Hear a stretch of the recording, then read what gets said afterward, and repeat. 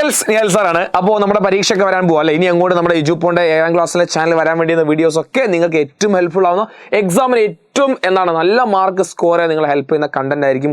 Sure ക്വസ്റ്റ്യൻസും മാപ്ലസ് ക്വസ്റ്റ്യൻസും അത് ലൈവും കാര്യങ്ങളൊക്കെ നമ്മൾ സജീവമാവാൻ വേണ്ടി പോവാണ്. അപ്പോൾ എജുപോന്റെ ചാനൽ ആദ്യമായി കാണുന്ന ഒരു സബ്സ്ക്രൈബ് വേണ്ടി മറക്കണം. നിങ്ങളുടെ ഫ്രണ്ട്സിന് ഷെയർ ചെയ്ത് കൊടുക്കുക. നമ്മൾ 8ാമത്തെ ചാപ്റ്ററിലെ A+ ക്വസ്റ്റ്യൻ, അതായത് എക്സാമിന് അത്രയും ചോദിക്കാൻ സാധ്യതയുള്ള പ്രധാനപ്പെട്ട 2 കാര്യങ്ങൾ നമ്മൾ ഡിസ്കസ് ചെയ്യാൻ വേണ്ടി വന്നു. ഒന്നാമത്തെ കാര്യം നമ്മുടെ 73ാമത്തെയും 74ാമത്തെയും ഭരണഘടനാ ഭേദഗതി. ഇത് പരീക്ഷയ്ക്ക് അത്രത്തോളം ചോദിക്കാൻ സാധ്യതയുണ്ട്. കാരണം നമ്മൾ 8ാമത്തെ ചാപ്റ്റർ പവർ ടു പീപ്പിൾ, അധികാരം ജനങ്ങളിലേക്ക് എന്ന ചാപ്റ്റർ നമ്മൾ പഠിക്കുന്നത് ഈ പറയുന്ന അധികാരത്തെ, ഏത് അധികാരമാണ്? നമ്മുടെ താഴേക്കിടയിലുള്ള വളരെ സാധാരണക്കാരെ ആളുകൾക്കിടയിലേക്ക് അധികാരം വരുന്നു, അധികാരം കൊടുക്കുന്നു എന്നാണ്. പിന്നെ പഞ്ചായത്തി രാജ് സംവിധാനം വരുന്നു. ആ പഞ്ചായത്ത് സംവിധാനം ഭരണഘടനാപരമായി ഒന്നുകൂടി ആധികാരിക ലഭിച്ചപ്പോഴാണ് അത് 73ാമത്തെയും 74ാമത്തെയും ഭരണഘടനാ ഭേദഗതിയിലാണ്. അത് കറക്റ്റ് നിങ്ങൾ പഠിച്ചു. 73ഉം 74ഉം പഠിക്കണം. ഇത് ഞാൻ ഓൾറെഡി നമ്മൾ ക്ലാസ് എടുക്കുന്ന സമയത്തൊക്കെ പറഞ്ഞ കാര്യമുണ്ട്. 2 കാര്യം ആകെയുള്ള വ്യത്യാസം. ഒന്ന് 73ാം ഭരണഘടന എന്തുമായി ബന്ധപ്പെട്ട? പഞ്ചായത്തി രാജുമായി ബന്ധപ്പെട്ട. എന്തിനാടാ? പഞ്ചായത്തി രാജ് സംവിധാനം. നോക്ക് നിങ്ങൾ, പഞ്ചായത്തി രാജ് സംവിധാനമാണ്. 74 അതൊരു നഗരപാലിക സംവിധാനമാണ്. ഏതാണ്? നഗരപാലിക. ഇതാണ് ഒന്നാമത് വ്യത്യാസം. 73 പഞ്ചായത്തിലാണ്, 74 നഗരപാലിക. 73 എന്താണ്? ഫോർമേഷൻ ഓഫ് ഗ്രാമസഭ, ഗ്രാമസഭ രൂപീകരിക്കാൻ വേണ്ടി പറയുന്നുണ്ട്. 74 വാർഡ് സഭ രൂപീകരിക്കണം. അപ്പോൾ അവിടെ ഗ്രാമസഭയാണ്, ഇവിടെ വാർഡ് സഭ. ഇതാണ് ഒന്നാമത്തെ വ്യത്യാസം. അടുത്ത വ്യത്യാസം 3 ടയർ പഞ്ചായത്ത് സിസ്റ്റം. എന്താണ്?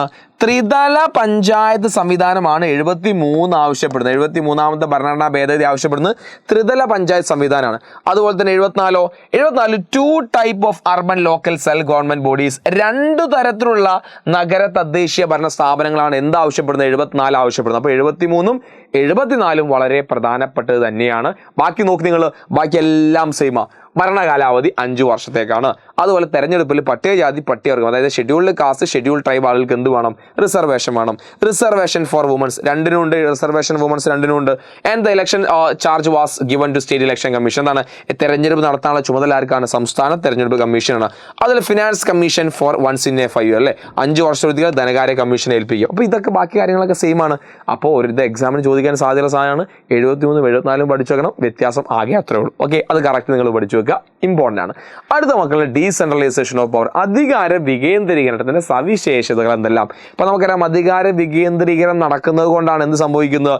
ഈ പറയുന്ന എന്താണ് നമ്മുടെ പഞ്ചായത്തുകൾക്ക് അധികാരങ്ങൾ ലഭിക്കുന്നു, താഴേക്കിടയിലുള്ള ആളുകൾക്ക് അധികാരത്തിന്റെ ഭാഗമാവാൻ സാധിക്കുന്നതൊക്കെ എന്തുകൊണ്ടാണ്? ഈ അധികാര വികേന്ദ്രീയം നടക്കുന്നു അല്ലെ?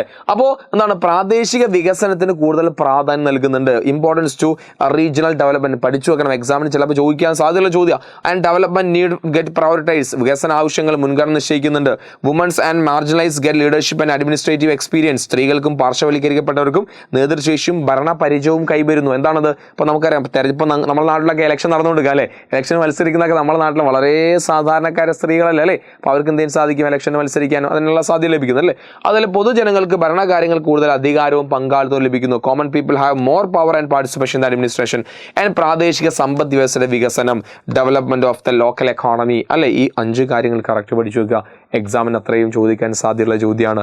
അപ്പോൾ ഇതും അതുപോലെ തന്നെ 73ാമത്തെയും 74ാമത്തെയും ഭരണഘടനാ ഭേദഗതി ഈ ചാപ്റ്ററിൽ ഏറ്റവും പ്രധാനപ്പെട്ട ഒരു A+ ഷുവർ ക്വസ്റ്റ്യൻ നിങ്ങൾ കണക്കാക്കുക.